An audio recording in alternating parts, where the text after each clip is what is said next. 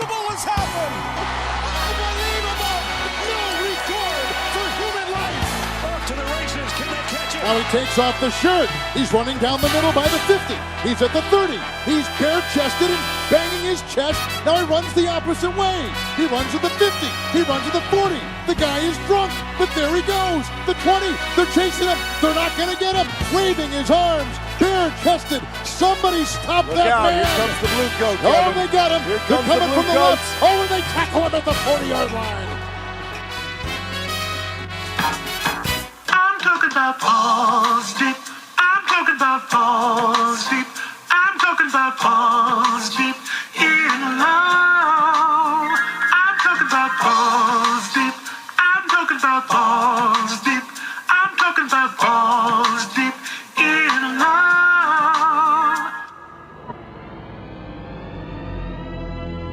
And now for our feature presentation.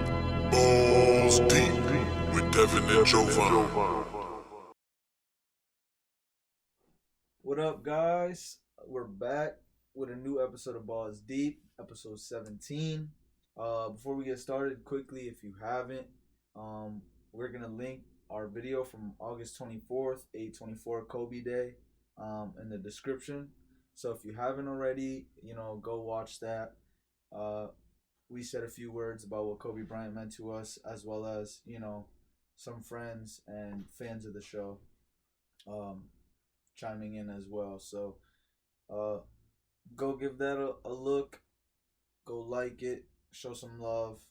Maybe in the comments, say a little bit about what Kobe meant to you. To start off, we're going to dive in with some soccer. Champions League final. It's over. Bayern Munich beat PSG. It was a tight game throughout. They went nearly the whole game without a score. Bayern did end up winning 1-0. So they are champions. Once again, we didn't get a new champion. Like I said, we had a pretty high chance of getting. So that's why I'm upset about. I was rooting for the underdog. Not only some of your favorite players on PSG, not to mention Neymar. He was crying after the game. Definitely. But I respect I don't know his name, but the player immediately after the game ended, he went and comforted Neymar because he knew how much that meant to him. I'm not sure I've seen that, but. Yeah. Okay. But they had put it out, but that was dope just to see the respect amongst the players. Definitely.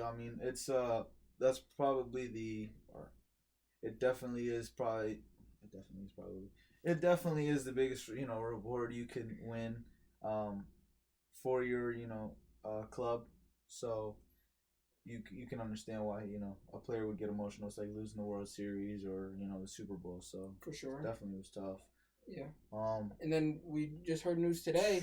Messi, he wants out of Barcelona. He's mentioned it in the past that he wanted out, but he's always gave them the benefit of the doubt, gave them another chance. But he seems serious this time around about moving on in terms of his career and going elsewhere. Once. It's kind of weird because once I saw reports that Luis Suarez was actually already kind of fielding calls for his next destination, I almost kind of got this feeling with him being out of Barcelona that Messi would then be next. Truthfully, he needs some help there. You know what I mean? Yeah. Obviously, it's very clear. Very horrible loss to now champion Bayern Munich in the quarterfinals. And, it's not just this year. It's kind of been over the last few years. A lot of Barcelona fans blame, Joseph Bartomeu for the way he's ran the team. Man City and Chelsea have already shown some interest. Both Premier League teams, both very good teams. Especially Man City's got so much firepower.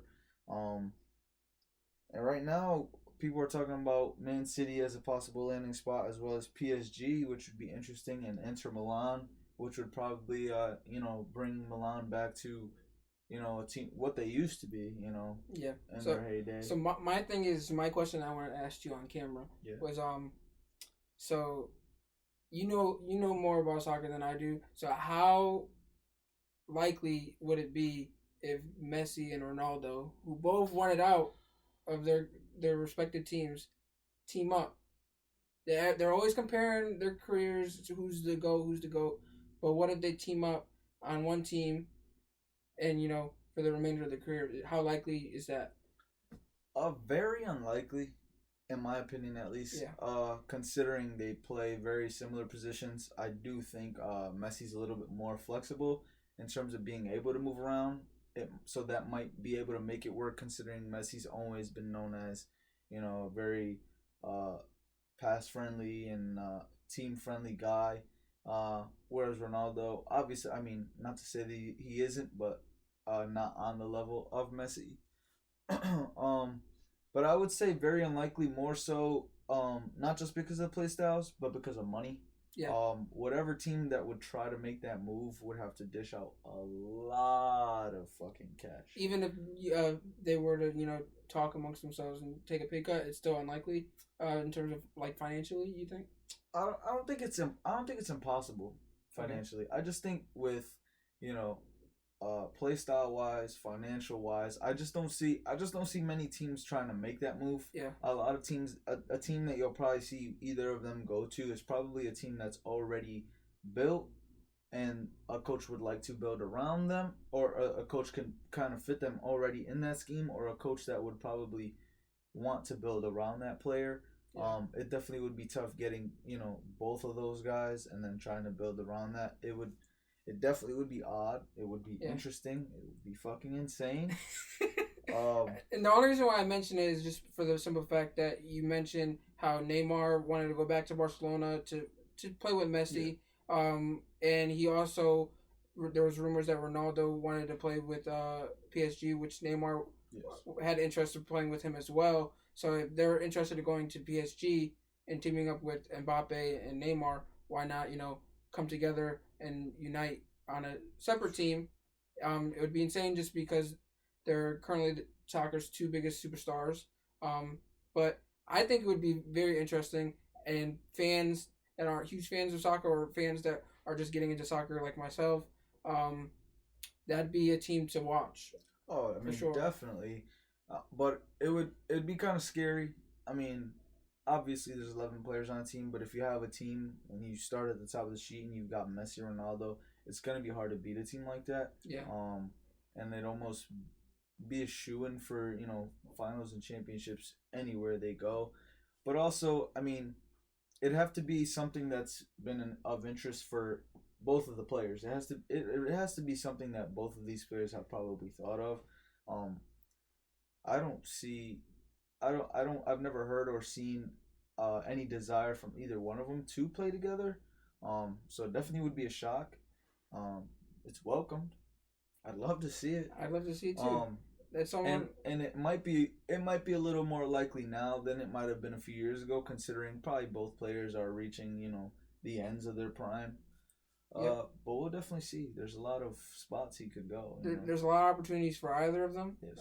So the fact that the two biggest superstars in soccer seem to be interested to, move on to a different stage of their career or different, stage of life. Like you said, they're both a little bit past their prime or exiting their prime. So, hey, soccer is just going to be very interesting for the coming months to see where those two respective individuals go. Definitely. But with that, we're going to move on to NFL news. Earl Thomas, he was just released by the Ravens unexpectedly for conduct detrimental to the team. And that was after, he was sent home from practice early due to, punching his teammate Chuck Clark. And it happened that, there was more behind the scenes to just this incident. Obviously, he's had a sketchy past, with the Seahawks giving the middle finger, getting carted off the field, and then obviously all the stuff off the field. But with this situation, there just seems to be more to the story than just what happened at practice. And I guess it was more so he was late to team meetings or late to practice One of which was that day where he was actually late to a team meeting because he quote unquote had to wash his car that day. So he was late, and then this happened, and he was sent home early. So the Ravens decided, to separate themselves from him, and obviously try to redeem some money financially for salary cap relief, by using the loophole in his contract. Yeah. I don't know. It's pretty crazy. I mean, I believe we had spoke about this, Earl Thomas, being on the Ravens when we kind of spoke about the Ravens during the draft or after our draft. And we're talking about Jamal Adams. We were talking about Jamal Adams, and then we had mentioned Earl Thomas. I mean, it was definitely something I was excited to see.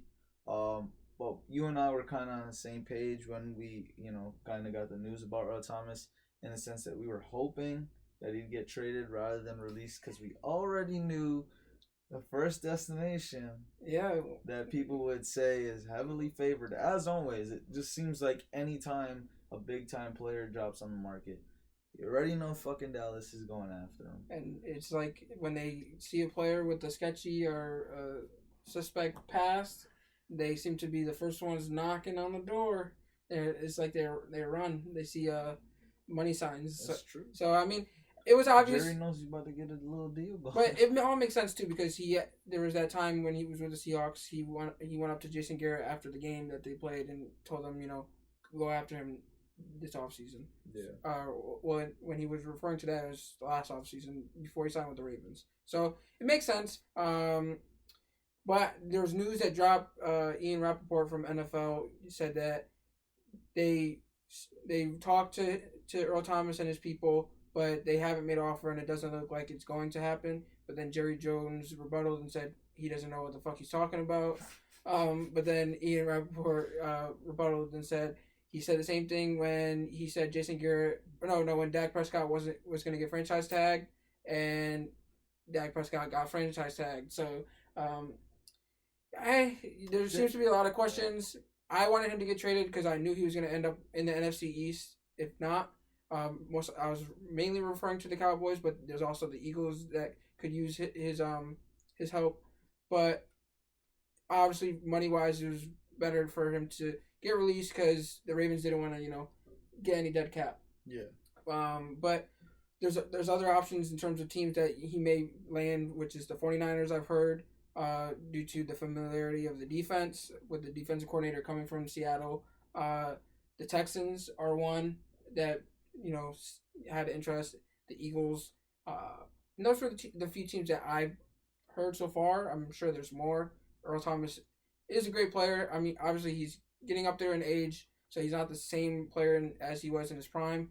But, hey, he can definitely benefit a win now team. Definitely. I mean, and considering, like you said, he already has, the sense that he wants to be in Dallas, and given that he's a free agent now and he's able to sign wherever he wants to, it's more likely than not that he will end up in Dallas, I feel like. And from there, honestly, we'll see. We never really know how these things pan out, especially when it comes to Dallas. Even on paper, when they are the best team in the league, somehow, some way, things find a way to go wrong. I mean, yeah, that's really what I'm hoping for. But financially, they were able to make some room with adjusting Tyron Smith's contract, so restructuring that, and then with everything with Jeremy McCoy in terms of waiving him after his injury. They created cap space, so they have enough cap space to go out and get Earl Thomas. But like I said before, Jerry Jones doesn't want to spend big on a safety. Very true. So let's see if he actually pulls the trigger. I think he'd be dumb not to offer him a contract. I'm not saying he has to go crazy on the contract, but I think he'd be stupid not to, give him an offer. But hey, it's not my problem. So, I mean, Jerry Jones said he's the only one that knows what he's gonna do. And even when he knows what he's going to do, he doesn't really know what he's doing. So, ultimately, we'll just have to play the waiting game and see where he lands. I mean, Earl Thomas, obviously a big-time player, so wherever he lands is going to make a huge impact. Sure. If it wasn't the NFC East, I'd be really excited to see where he landed. I still am very curious and excited, but just hoping at this point. Just hoping. So, with that, we're going to move on to some baseball news. We haven't talked about baseball in some time, so I'm going to just give you a little bit of some updates on what's going on. So, we're about approximately 30 games into the season, and the Yankees are no longer the best team in baseball with all the injuries that they had going on with, Gleyber Torres and DJ LeMahieu and things like that. But the top three teams currently are the Dodgers with the best record in baseball, followed by the Athletics and the Twins. And hey, there's a few other teams, that are kind of creeping their way in to the top three. Yeah, I mean, the Padres are hot right now, 7-game win streak. We had touched a little bit on what Aaron Judge was doing last time. Kind of almost seemed like he was running with the MVP. And then Fernando Tatis Jr. just came out of nowhere. Right now, currently leading the league in home runs, RBIs, and runs with 12, 29, and 29 respectively, while also being tied for second in stolen bases with 6. I mean, other MLB players are going to Twitter and saying, MVP, MVP for a guy who's not even on their team. I mean, it's kind of crazy what he's doing. I mean, he's launching the Padres into a whole nother atmosphere. Yeah, and I mean, he was in first place for stolen bases for some time too, and he just got passed, so he's still in second place. But it's just like, it's crazy. Aaron Judge had a hot start, and you were like, everyone was quick to start handing him the MVP, and then Fernando Tatis was like, no, hold on to that real quick, and he's been on a tear. And yeah, they had Manny Machado, which they signed not that long ago, to carry them or be their superstar. But Fernando Tatis, he's the best player in baseball right now. Oh yeah, for sure. I mean, he's deservingly so the MVP at the moment, and if he continues to do what he's doing, he's gonna be. He might go down as the best player, or not the best player, one of the best players ever. Like, he's still early in his career is what I'm trying to say. So if he continues to progress throughout his career and do what he's doing now, it's going to be scary. Yeah, I mean, it's definitely it's a little early, but it's very reminiscent of Trout and Harper when they first got in the league. Yeah, and you saw what they were doing year 1, year 2. In the conversation for MVP, having some of the best seasons we've ever seen for guys that young. So it's not far off to make that prediction. I mean, if he continues to play as well as he is, and I mean, he's so young, he's only going to get better. Yeah. Obviously barring health, if he can stay healthy, I'm excited to see what this kid could do. Especially for a team like the Padres. They're not really a team that's ever, they're not a big market team, at least not for baseball. You know what I mean? Yeah. They're not really talked about. So he's kind of putting them on the map right now. I mean, by any means, I'm not saying he will be the best player ever or one of the best players ever. I'm saying if he continues to be, the potential is he has potential to. But right now, the Padres are the most exciting team in baseball to watch. Oh, definitely. I believe they won their last series. They hit like a walk-off homer in every game. Yeah, and they're on a 7-game win streak. So they're very interesting to watch, especially like you said, they're not a big market team, so you don't really hear much from them usually. So to see a different team in the playoff picture or at the top of the league, it's always nice to root for the underdog. Oh, definitely. And them being so small market, same thing. It makes me want to root for them, especially considering it's not a team that my favorite team is rivaled with. So it's always when you see them doing good, it's a sight for sore eyes. So that's it. We're gonna come back with some more sports and with more Balls Deep. Yo, what's up, everybody? King Triple C here, the Olympic champ, the flyweight champ and the bantamweight champion of the world. In other words, the GOAT, the greatest of all time. Meh. That's right.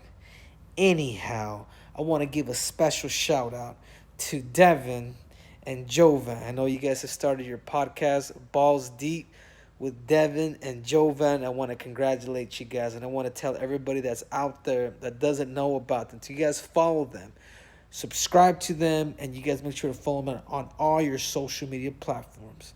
Because if you don't, you guys can bend the knee to Triple C. All right, and we're back with more Balls Deep, and we're gonna jump into the NBA. There's a lot of NBA news as of recent. To start off, Adam Silver announced that it's likely that the NBA pushes back their December 1st start for the 2020-21 season in hopes of getting paying fans back into arenas. Makes sense financially, revenue-wise. They want to make a profit. But also, they want the fans there. A lot of the players spoke on that before.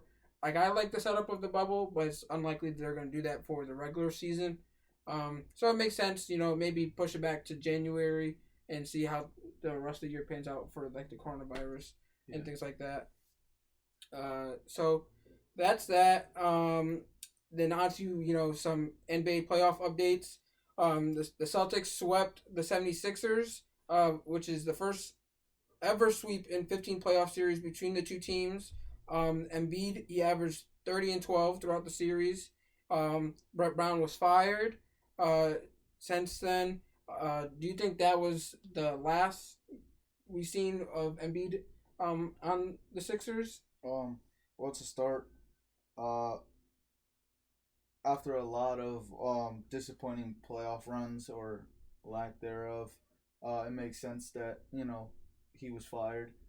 But also, I'm not sure. I mean, it's kind of up in the air for me with Embiid. Obviously, I imagine it's Philly's, somewhere he would want to be, somewhere he would want to stay long term. Yeah. Especially if you'd have asked me a few years ago, I'd have said it's probably somewhere he'd be forever. With trust the process and everything. But what the fuck? I mean, last few years, when they finally got to that level, they just weren't really good enough to compete. Yeah, I mean, they were at their best in terms of being a tandem of. I'm talking about Simmons and Embiid. Yeah. It was 2 years ago. Since then they've just been declining, and a lot of that has to do with what they're surrounding them with in terms of talent. A lot of it deals with injuries. Coaching. There are a lot of people saying that Brett Brown didn't hold players accountable, and that's why a lot of players like Jimmy Butler left. Just because he couldn't stand it anymore. But I'm sorry to interrupt, but even as good as they are, Embiid and Simmons, the inconsistency is there with them as well. For sure. And so they have to hold each other and themselves accountable in that sense. You could say what you want about the franchise, but being in and out all season with injury, or just even when you're playing inconsistently. Ben Simmons been in the league how long now? And is he not in the gym shooting jump shots? Like he's afraid to shoot a jump shot. Outside of 10 feet, he's no threat. I think they both have to mature. Embiid has to come into camp in shape, stay in shape, and I'm not saying that's part of his injuries, but you can definitely tell in terms of production wise when he is in shape and when he isn't. Just look at the All-Star game, for example. I think it was last year when they incorporated the 150, or this past year. Embiid was going up against some of the best defenders, and he was putting in work down low in the paint. And a lot of that has to do, with play calling in terms of coaching, or just, with him being in shape. He has the potential to be one of the greats when we talk about big men. Like you mentioned, he averaged 30 and 12. He's no scrub. Those are great numbers, but it has to do with a lot. I honestly don't know. The future Embiid has in the NBA is, for me, it's I think it's unclear. short. I think it's short. I think his career will be short due to injuries. But I think they just got to mature. Embiid got to come into the season in shape. Simmons has to work on his jump shot. We've been saying it for years that he's needed to develop the jump shot for years, and he's just beginning, which doesn't really make any sense. I think, well, Owen Brand shut down the idea of, splitting him and Simmons, that they were just going to work on, surrounding them. But I think financially it's going to be hard to, do so. So they're going to either have to get rid of one of them or, have to offload either Tobias Harris, which is actually their highest paid player on the team, or Al Horford. I think in a league that's, moving more towards small ball, they're out of position. Like, Tobias is a 4 in today's game. Al Horford's more of a 5. Al Horford even said that he wishes he never left the Celtics. If he knew Kemba was coming, he wouldn't have left, but he didn't, and he left to the Sixers, and he moved to his natural position, which was a 4, but it didn't pan out because, like, they're out of position. He's more of a 5 in today's game, and I think Al Horford is going to be the first one to go, just because of fit and money-wise. They paid way too much money, and they could use that money, elsewhere. I mean, I do think if they do decide to split up that duo in Philly, I do think it will be Embiid that does go, especially considering, Ben Simmons is younger. Like you said, it is a small ball league. Embiid tends to be out of shape, like you said, unhealthier a lot more. Ben Simmons is way more valuable being a facilitator that he is, in my opinion. It might be a lot easier to build around that. Yeah, for me, I would, if I had to trade one, I would trade Ben Simmons. Yeah. Embiid, I think, is more valuable. And you can build around Embiid a lot more likely than a Ben Simmons. But I think if the 76ers were to trade one, it would be Embiid for the simple fact that in terms of value, they might get the most in return for Embiid. Yes. And that's what I said. I do think Embiid is the more valuable player. And overall the better player. Yeah. Not the more better player. The better player. But like you said, the fact that he does have more value, and like I said, I do think it is a lot easier to build around a facilitator such as Ben Simmons who can play the point. Yeah. I think that will definitely come into play should they decide to break up that duo. And then moving on to other series within the Eastern Conference, both the Raptors and the Heat also swept their opponents in the first round. And the Bucks, they just took a 3-1 lead against the Magic, so that's 3 wins in a row. So we're on pace to see. Well, we already know the Celtics are going to play the Raptors in the next round, which is going to be a great series, and we're going to talk about it in a minute. And then it's looking like it's going to be Heat Bucks should the Bucks continue to be on the streak that they are on. Yeah. So while we're here, what do you think about the Raptors Celtics series, and who do you have? Like, what's your prediction? If I had to fit in one word, exciting. I really can't wait for it. It's gonna be a great series. I believe we did say had both teams won their series, which obviously they did. Yep. I'm not sure you agreed, but I said whoever comes out of that series, I think will come out of the East. Yep. I did choose the Raptors as my dark horse team. Yet it's gonna be tough for them to get past the Celtics. I had said actually in a conversation to somebody recently, I think that the Raptors' best part of that team isn't even on the floor. It's their bench. It not only is their bench, but it's their coach. He's good at making adjustments. But for sure, I feel like it's gonna be very hard, nearly impossible for him to make so many adjustments. I don't think they have enough pieces on that team to guard. He is, but there's just way too much depth on the Celtics team. I mean, they have a lot of depth on the Raptors too. Just look at their last game against the Nets. The bench alone dropped 100 points. It's true. Of the Raptors 150 points. But so they outscored their starters. It's true. So there's a chance that it can continue. Not saying they'll drop 100 points every game, but they can produce. and they're in terms of depth, they're a deeper team than the Celtics. What are they gonna do when Kemba drops 31 like he did last game, followed by Jason Tatum dropping 25, followed by Jaylen Brown dropping another 20 to 25? It's for me. There's just there's not enough guys on the floor for the Raptors at any point in time, in my opinion, to guard those guys. And if I do think if they are playing up to par, not to mention Marcus Smart, who is literally like a 5'2" player.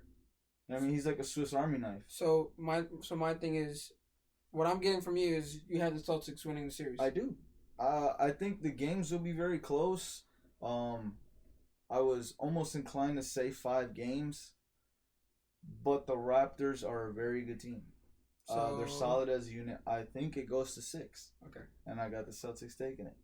Interesting. So the Celtics did take this regular season series. I think it was 3-1.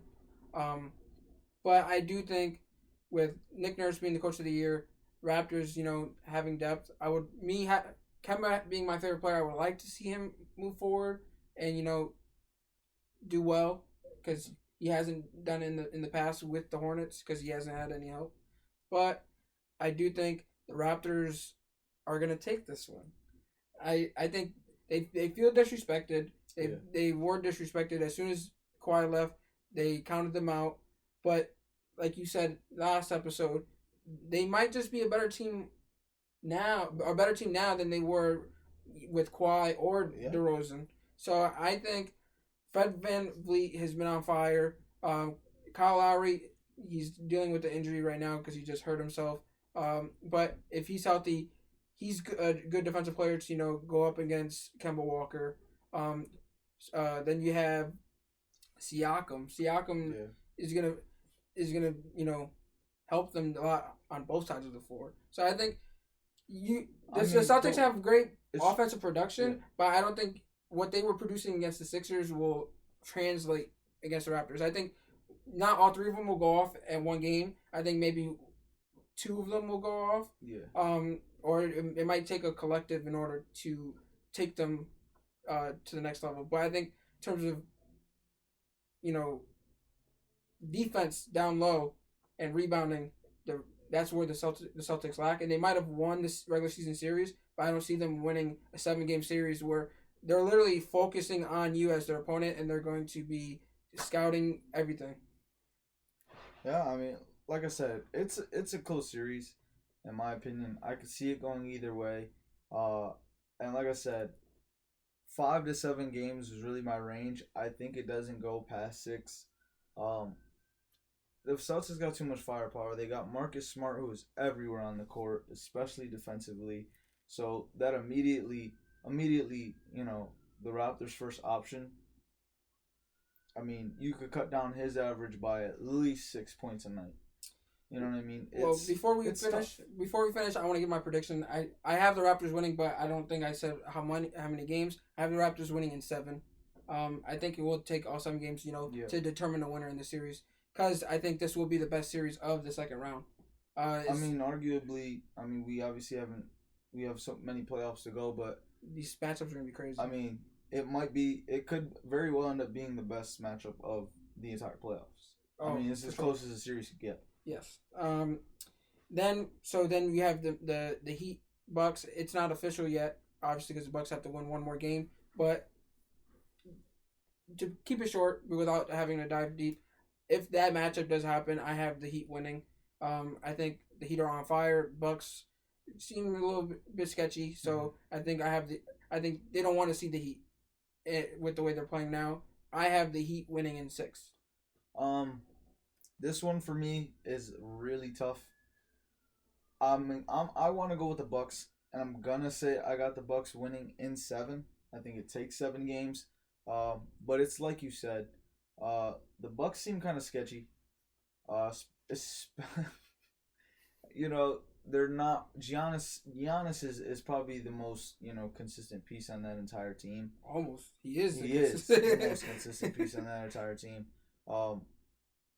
So especially with the inconsistencies that we have seen, More so the first game against the Magic than anything we've seen from there on out, because they've played very well since then. It's gonna take a lot for them to beat the Heat, and they have to be on their A game every single game. They can't have any games like they did against the Magic, because if they do have a game like that, it could very well be, that could be the decider. But I do feel like Giannis, not only is he wanting to prove himself after having such an early exit, or not an early exit, but after not, making it as far as people had hoped last year. I think he's kind of got that mindset where he feels like he's not being respected.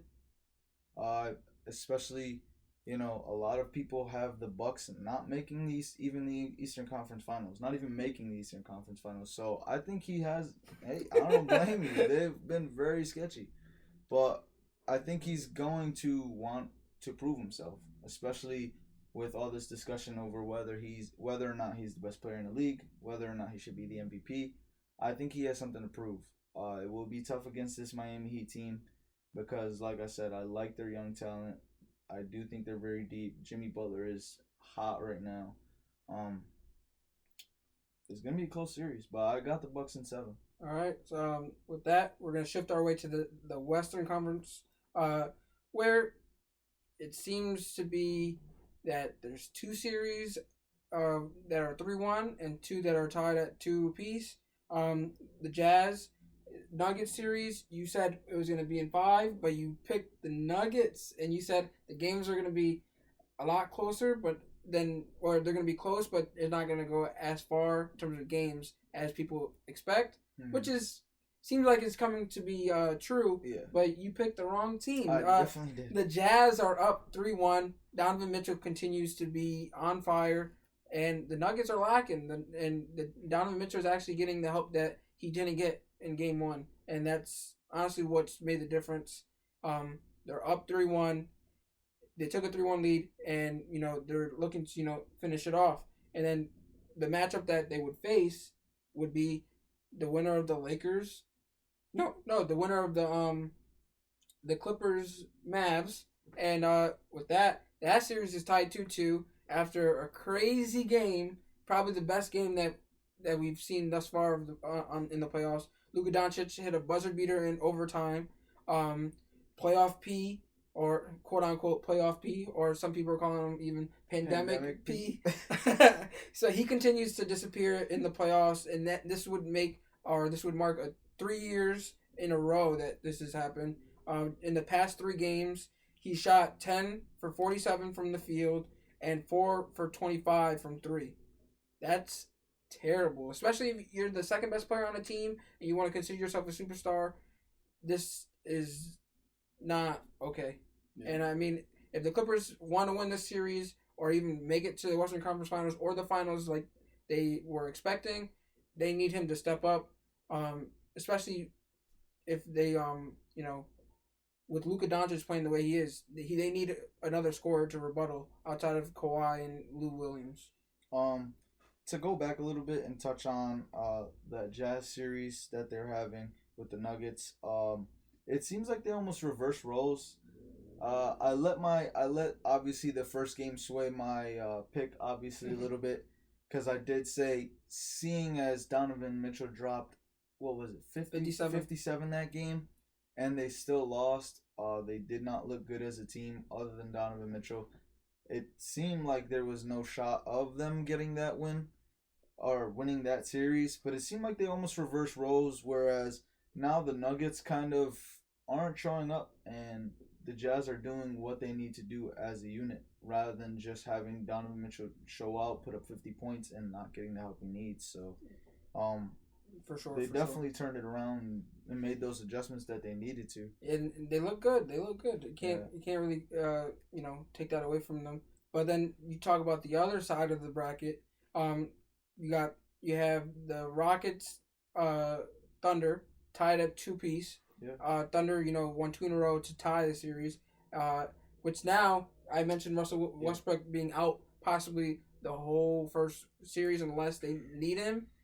I think they need him in order to make the difference, because James Harden can only do so much. I know they need him. Well, for sure they need him, they need him on the court because he seems to be coaching them on the side and seems to be doing a great job. They need him on the court to make the difference for these last 3 games, in order to get those last 2 to move forward and play the winner of the Lakers Blazers, which now the Lakers yesterday on Mama Day they took the 3-1 lead against the Blazers, and now today they announced that Dame is out for Game 5 with a knee injury. So it seems like the Lakers are going to move forward. So in order for these teams, which I'm referring to, the Thunder and the Rockets, in order for them to move forward and have a chance, they need to figure what they need to now, figure out their flaws, because right now the Lakers are hot. They look like a team, like the team pre-hiatus, especially after yesterday, and a team that you don't want to mess with. So they need to come in firing on all cylinders. Like you said, the Thunder surprised the hell out of me. I'm pretty sure my pick was Rockets in 4 or 5 games. I think you gave it 6 games for the Rockets. I think it went 7. Okay, I think you might have said 7 games for the Rockets. No, Thunder. I picked up Thunder. Oh, Thunder. Even worse. I didn't really give the Thunder enough credit, and I will admit to that. They're playing very well. They're playing great basketball, and the Rockets really need to figure it out outside of Harden. And like you said, they're going to need Westbrook back at this point because they might be in for a shocker round 1, and that'd be fucking big letdown in Houston. For sure. Especially on a year where Harden said, he was, he said himself he was going to make a run this year, and he was going to prove some people wrong because he's been hearing a lot of chatter about how he's not going to be able to win a championship. I mean, he's done his part. He has. So you can't really fault him. I can't fault him. But when you say you're going to win a championship, you go out there and win a championship. So, speaking of championships, the Warriors won championships, what was it, 2 of the last 3 years? Yeah. And, hey, they were in the lottery. So, moving into the lotteries. We actually had the lottery. It was virtual. It was kind of weird. Different from years past. But the Wolves landed the top pick, although the Warriors had, the best odds to get the pick going into the night. The Wolves won the top pick, and followed by the Warriors, Hornets, Bulls, and Cavs to round out the top 5. We're going to, talk about winners and losers of the draft. I'm going to talk about the loser right now. The loser is the Knicks. As usual, they are the loser. I mean, going into the night, whatever their projection is, they don't seem to be moving up in the draft since I think it was the 1985 or the 80s. They haven't had any luck when it comes to the lottery. The balls haven't bounced in their favor as of late. They were going into the night. They were projected to get a top 5 pick, or they were projected to get the number 6 pick. I think they had the 6th best odds, and they were double jumped by the Bulls and the Hornets, and they ended up with the 8th pick. So when you think you might have a chance to get one of the best players in this draft, even though it's a deep draft, now it's even less likely. So in order to get that superstar that they're looking for, they're going to have to trade up even higher and probably give up more assets in order to get a player. So, the Warriors are, fielding offers for their 2nd pick. Maybe, the Knicks offer something to jump up and get a LaMelo or a Wiseman. We shall see. But the Knicks, they have to do something in order to, recruit superstars. Yeah. And for me, the winner of the draft is the Warriors. Like you said, a team coming off a dynasty. Obviously they didn't have the season that they would have liked to have. Everybody knows why. I mean, Steph Curry's not playing. Klay Thompson's not playing. It's to be expected. They're the 2 best players on the team. They were the anchor of the franchise. To say that you have them coming back and then to secure a top 2 pick with the possibility of getting, like you said, a LaMelo Ball or a James Wiseman, it's crazy. For me, to be as good a team as they are and get that. For me, they need a big man. And I think even if they had the 1st pick, Wiseman was the guy for them. especially when you have Wiggins and Draymond still there. He would round out their starters. But now their GM was even saying having the second pick is probably the best thing that's happened to them because all they have to do is like 2 players. And that player, one of them gets taken off at 1, they can draft them. But now they also can field offers to, recruit another superstar to Golden State and, trade that as an asset. So they have that in their back pocket. I think ultimately they'll keep the pick and, pick Wiseman if he's not picked first, which I don't think he will. I think the Timberwolves with Cat will ultimately lean in the favor of LaMelo or even Anthony Edwards because they need a scorer. And Wiseman is just going to be sitting right there for the Warriors to pick. And that's going to be crazy. Yeah. So the Warriors, I can see why you say that. Yeah, I mean, it's a very huge possibility that with everybody they have coming back from injury and then drafting, like you said, a player like Wiseman who's probably going to fall into their lap, they're probably going to have another dynasty on their hands. Very possible. For sure. The other winners I had were the Hornets for the simple fact that, they were supposed to get the 8th pick and they jumped into the top 5 or top 3 and they're going to get one of those superstars that we named to, recruit some players to Charlotte and, build around in Charlotte. And then you also have the Bulls. Yeah. That pick they could use for trade assets or, to lure Zach LaVine to return and not leave in free agency. But I kind of felt the same way about the Bulls. Like you said, they have LaVine who they want to return, now having, a top 4 pick. And then with already the young talent that they have and say like a Kobe White, it should get interesting. It will definitely be interesting. They have a lot of great talent. The draft lottery set up a lot of these teams to, be successful for years to come. Especially like this is a deep class, draft class. So with that, that's all we have for you today. We appreciate you guys for tuning in. Like we said at the top of the episode, please like, follow, and subscribe if you haven't already. Go check out that Kobe tribute that we just dropped on Kobe Day. And hey, I don't know what else to say. I mean, on Instagram, we do have on our page somewhere where you can ask us questions. A Q&A. A Q&A. We also have an area where you guys can give us topics, things that you want us specifically to talk about, things that we don't cover on our normal episodes, anything really that you want to hear. We want to talk about what you want to hear as well. So, leave questions, comments, topics on Instagram and the YouTube comments. Anywhere you watch or anywhere you can, leave us, suggestions. And in honor of Kobe, Mamba out. You're talking about balls deep. I'm talking about balls deep. We're talking about balls deep in love. I'm talking about balls deep. My boy's talking about balls deep. We're talking about balls deep in love.